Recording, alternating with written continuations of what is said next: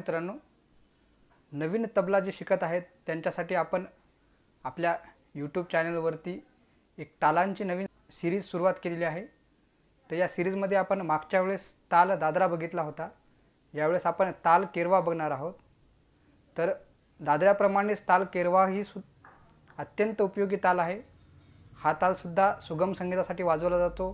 भजनामध्ये याच्या जे प्रकार आहेत ते लग्गी म्हणून वाजवले जातात किंवा अनेक फिल्मी गाण्यासाठी सुद्धा हा ताल वाजवला जातो।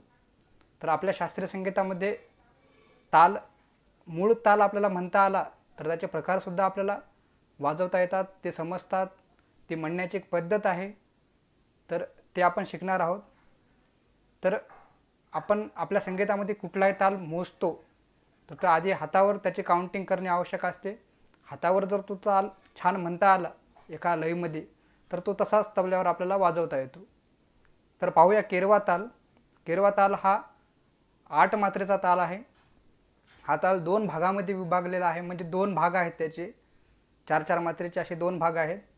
सम पहिल्या मात्रेवर आहे आणि त्याची काल हा 5व्या मात्रेवर आहे। तर सम आणि काल किंवा एखादा ताल देण्याची विशिष्ट पद्धत आपल्या संगीतामध्ये आहे। तर पाहूया तो ताल कसा म्हणायचा। म्हणताना आपल्याला ज्या मात्रेवर सम आहे त्या मात्रेवर टाळी द्यायची आणि ज्या मात्रेवर काल आहे तो असा बाहेर दाखवायचा आणि त्याची काउंटिंग करताना म्हणजे मोजमाप करताना आपल्याला करंगळीपासून अशी सुरुवात करायची, इकडल्या साईडला म्हणजे करंगळी, नंतर अनामिका, नंतर मध्यमा, अशा प्रकारे त्याची मोजणी करायची। तर बघूया केरवा ताल। 1 2 3 4 5 6 7 8। आता इथं काय केलं मी 5व्या मात्रेवर काल दिलाय।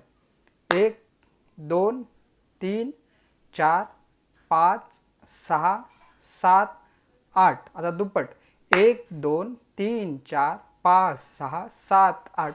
1 2 3 4 5 6 7 8 1। दुप्पट म्हणजे एका मात्रेत 2 मात्रा म्हणणे। आपण एकपटमध्ये कसं म्हणतोय 1 2 एकात 1, दुप्पटमध्ये 1 2 एकातच म्हणायचं। 1 2 3 4 5 6 7 8। 1 2 3 4 5 6 7 8। 1 2 3 4 5 6 7 8 1।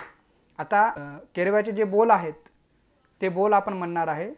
केरव्याचे बोल आहेत धा, गे, न, ती, न, क, धी, न।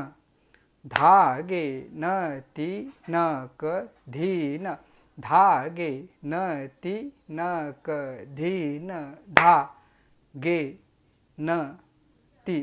अशा प्रकारे आपण एकपट दुप्पट म्हणण्याची प्रॅक्टिस करू शकतो। एकपट दुप्पट म्हणताना आपल्याला हे लक्षात ठेवायचं की प्रत्येक मात्रेतला अंतर सारखं असलं पाहिजे। म्हणजे जसं आपण घड्याळीचा आपला सेकंद काटा पडतो सारख्या अंतरानं, तसंच आपण आपलं मोजमापसुद्धा असलं पाहिजे। तर बघूया या तालाचं वादन कसं करायचं आहे। तर पहिला बोल आहे धा।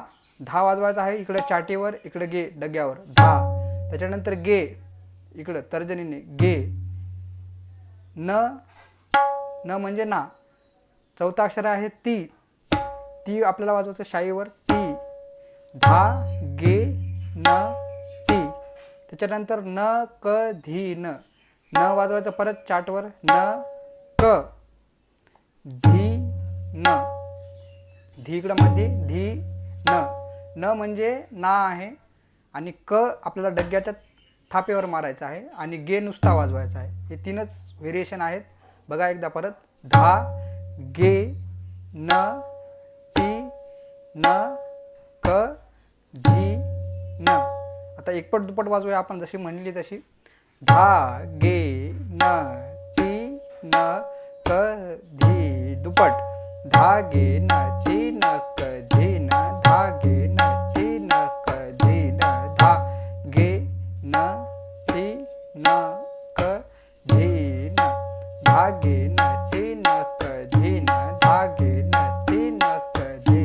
धा गे न ती न क धी न। धा गे न ती न क धी न। धा गे न ती न। अशा प्रकारे आपल्याला केरवा हा ताल वाजवता येतो। आता या तालाचे प्रकार सुद्धा आहेत। याच आपल्या यूट्यूब चॅनलवर भजनी ठेक्याचे लग्गी प्रकार सांगितलेले आहेत. ते लग्गी प्रकार जे सर्वच्या सर्व आहेत तेच केरव्याचे प्रकार आहेत. ते तुम्ही अवश्य व्हिडिओ पाहावा. आपल्या चॅनलवर नवनवीन व्हिडिओ येणार आहेत ज्याच्यातून तुम्हाला शिकण्यासाठी खूप उपयोग होईल. तर सर्वांनी व्हिडिओ पाहावे, लाईक करावे, शेअर करावे आणि व्हिडिओ आवडला असेल तर कमेंट करून नक्की कळवावे. धन्यवाद.